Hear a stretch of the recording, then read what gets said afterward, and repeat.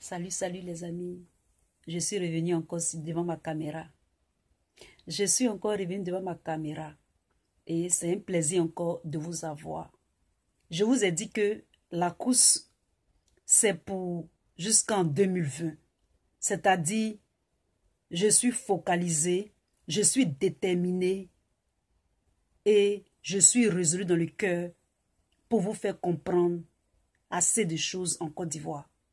Parce qu'on a besoin de nous éduquer. C'est-à-dire qu'on ne connaît pas la politique en Côte d'Ivoire. On ne sait pas comment on fait.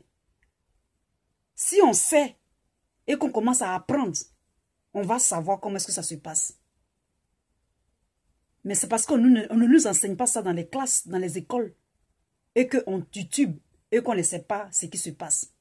Et donc nous, lorsque nous prenons nos caméras comme ça, et que nous faisons des vidéos, nous essayons d'éduquer tout le monde.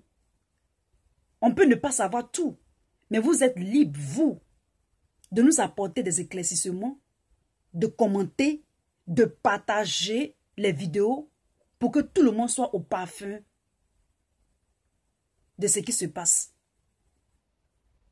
Actuellement, je n'ai pas trop de cerveau, c'est-à-dire que je n'écoute vraiment personne. Je m'écoute moi-même. Je suis en mission pour la paix en Côte d'Ivoire, pour la cohésion et pour le progrès de la Côte d'Ivoire. J'avais fait une vidéo et j'ai vu tout à l'heure un petit commentaire et j'avais fait la vidéo sur Drogba, c'est-à-dire Didier Drogba, et la personne disait que Didier Drogba est très connu et il pouvait influencer les choses pour que les prisonniers politiques soient libérés. La personne disait ça. Ça, c'est une parenthèse en fait. Et donc, effectivement, c'est vrai. Quand j'étais à l'étranger dans un pays et que j'étais dans un pays, il y a eu deux choses que les gens, quand je causais avec eux à propos de la Côte d'Ivoire, me ressortaient à chaque fois. Quand je leur parle de la Côte d'Ivoire, ils me disent, it's not the president who don't want to leave the power, Ivory Coast. Isn't it the president who trouble Ivory Coast? Ils étaient en train de parler de Laurent Gbagbo. Ça veut dire, mais ce n'est pas le président qui a été humilié, ce n'est pas le président qui ne veut pas quitter le pouvoir là, ce n'est pas lui. Ce n'est pas dans son pays là. Ce n'est pas le président qui cause le trouble. C'est ce qu'on me disait. Mais quand, par exemple, une deuxième réponse que les gens me donnaient, c'était « Ah, Didier Drogba, soccer player ». Et tous, ils parlaient de Didier Drogba. Didier Drogba, au moment où Gbagbo avait la Côte d'Ivoire avait les problèmes, il y avait l'image du président Gbagbo et il y avait l'image de Didier Drogba. Didier Drogba, les gens aimaient tellement Didier Drogba, même au fin fond, dans les pays étrangers où on était, on parlait de Didier Drogba. Les artistes, les stars, n'ont jamais rien fait. C'est vrai, ils ont leur charisme, ils ont leur fonction. Mais souvent, ils peuvent aussi influencer la politique. Ils peuvent influencer la politique. Quand, par exemple, Tiken Jah Fakoly dit que vous connaissez la position de Tiken Jah Fakoly. Lorsque M.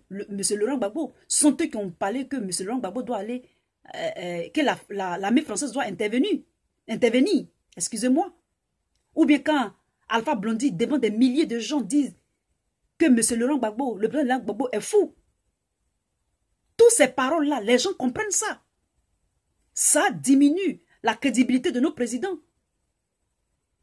C'est pour ça que maintenant, quand ils rasent les murs, petit à petit, pour aller dire bonjour aux gens, ça nous étonne. Nous sommes étonnés. Ce n'est pas vraiment méchant, mais c'est un constat que nous, en tant que des gens qui aiment prendre les caméras pour pour être la voix de ceux qui n'ont pas de voix, ou ceux qui ont peur, ou ceux qui tiennent tellement à leur vie.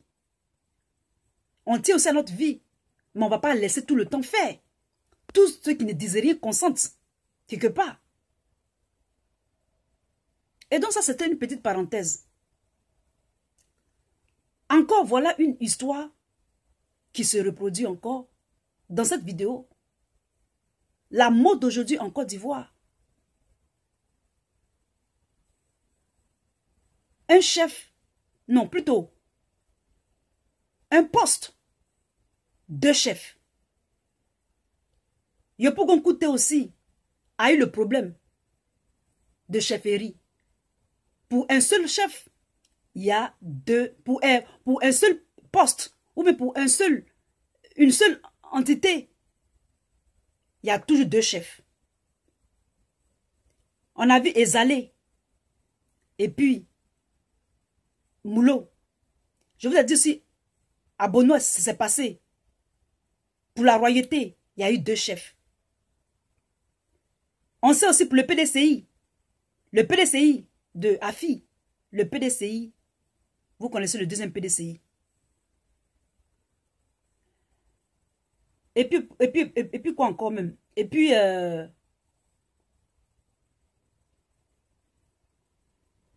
pour d'autres partis en Côte d'Ivoire. Et donc, c'est le même phénomène. C'est le même phénomène qui se passe. Je vous dis le thème de ce phénomène-là. Ce phénomène-là, ça s'appelle le sionisme. Diviser pour mieux régner. Diviser pour mieux régner. Quand on est stranger, c'est-à-dire quand on est à l'écart et qu'on veut s'y mettre et qu'on veut s'intégrer, on divise, on écarte pour mieux régner. Avant, nous, Africains, on ne comprenait pas ces genres de thèmes-là. Mais à l'heure de l'Internet, à l'heure de la technologie, nous, Ivoiriens, nous devons prendre conscience que le sionisme ne doit plus marcher. Le sionisme ne doit plus marcher. Vous voyez même le PDCI. Le PDCI qui est en train de se diviser. Le FPI qui est divisé. Tout est divisé. Ça se divise jusqu'à même ça va dans la royauté des chefs traditionnels. Vous voyez un peu le truc? Vous comprenez un peu le truc?